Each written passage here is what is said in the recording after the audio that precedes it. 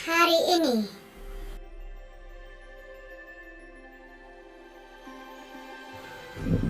Kenapa saya buat vlog?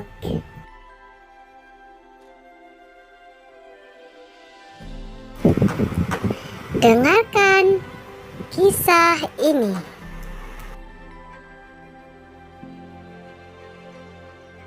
Assalamualaikum dan selamat sejahtera semua. Bertemu kita dalam vlog saya pada hari ini.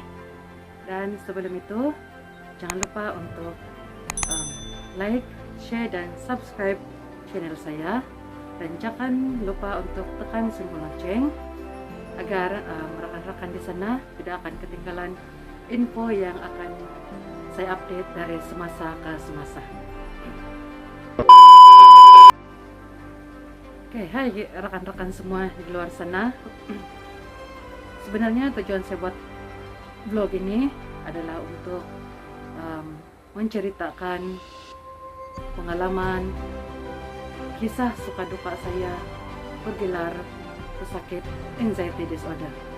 Sebab saya tahu ramai rekan-rekan di luar sana yang sama seperti saya, yang mengalami penyakit yang boleh dianggap misteri ini. Sebabnya ramai orang yang tidak tahu pasal penyakit anxiety disorder ini. Jadi saya ingin berkongsi kepada rekan-rekan di luar sana, ingin memberikan semangat, sokongan kepada rekan-rekan yang senasib. Jadi semoga rekan-rekan yang menonton video ini akan mengetahui sedikit sebanyak tentang kisah anxiety disorder ini. Oke, untuk menceritakan dalam video ini, sebenarnya saya mengambil masa yang panjang sebelum buat keputusan untuk ceritakannya dalam bentuk video. Sebabnya banyak perkara yang saya pikirkan, banyak yang saya ambil kira sebelum buat video ini. Sebab saya tahu mesti ramai orang yang akan cakap, dia ini sengaja untuk buat video. Tidak malukah untuk ceritakan aib sendiri, daripada orang tidak tahu dia ada penyakit ini, tiba-tiba diceritakan semua, satu dunia tahu. Tapi bagi saya rasanya tidak masalah untuk saya ceritakan perkara ini. Dan saya tidak kisah pun sebenarnya jika ramai orang tahu tentang saya ada penyakit anxiety ini. Sebabnya bukan apa, orang yang ada penyakit anxiety disorder ini, dia memang nampak normal, nampak seperti orang biasa. Orang biasa, orang yang tidak mempunyai sakit apa-apa. Sebabnya penyakit anxiety disorder ini, dia bukan nampak secara luaran, tidak berapa ketara nampak kalau secara luaran. Sebab dia lebih merujuk kepada dalaman. Jadi itu yang bila orang nampak secara luaran, dia nampak saya ini sehat walafiat. Tapi sebenarnya saya tengah berperang dengan penyakit anxiety disorder ini. Jadi itu sebabnya saya buat keputusan untuk buat satu vlog tentang penyakit anxiety disorder ini, dan juga info-info tentang penyakit anxiety disorder, agar ramai orang yang akan tahu cerita sebenar tentang penyakit anxiety disorder ini, dan juga dapat mengetahui bagaimana ciri-ciri, bagaimana keadaan seseorang yang ada anxiety disorder ini. Macam saya sendiri, saya pun pada mulanya tidak mengetahui pun yang saya mengidap penyakit anxiety disorder ini. Saya tidak pernah tahu pun, sebab saya ingatkan saya hanya ada penyakit yang macam gastrik, sakit ulu hati.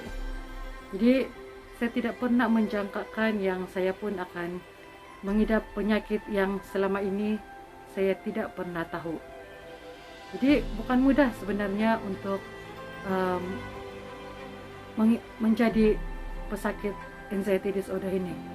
Bukan senang sebenarnya untuk melalui kehidupan yang berubah 360 derajat.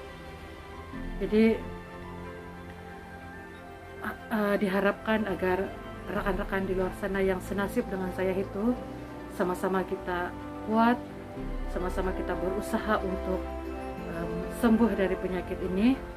Sebab dia bukan mudah sebenarnya. Dia sentiasa perlukan sokongan daripada pelbagai pihak, terutamanya daripada ahli keluarga sendiri. Itu yang paling penting.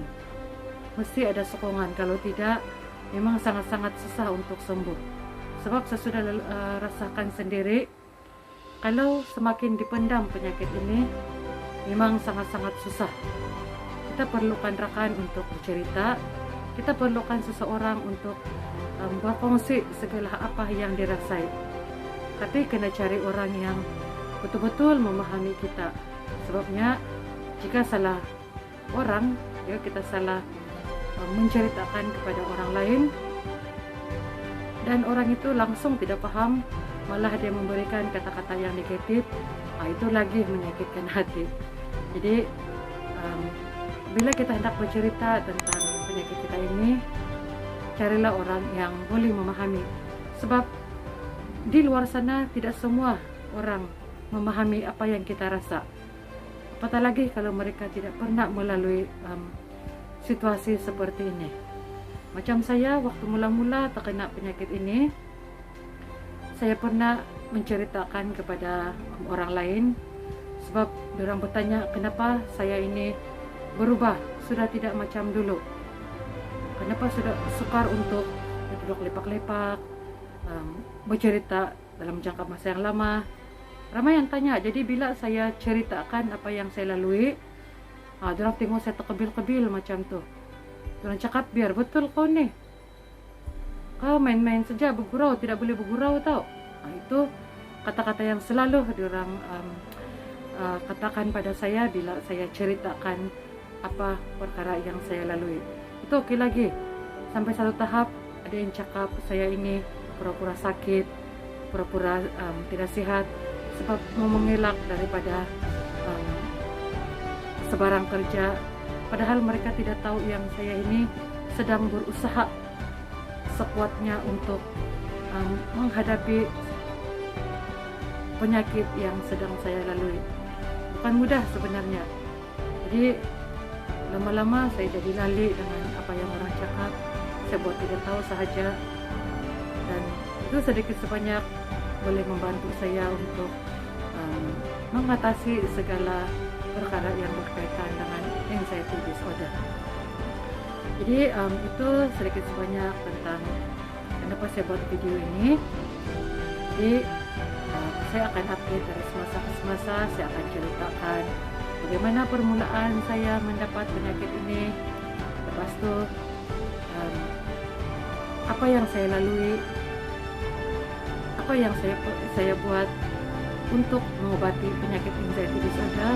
Walaupun sekarang saya masih belum sembuh, tapi alhamdulillah ada perubahan sedikit demi sedikit.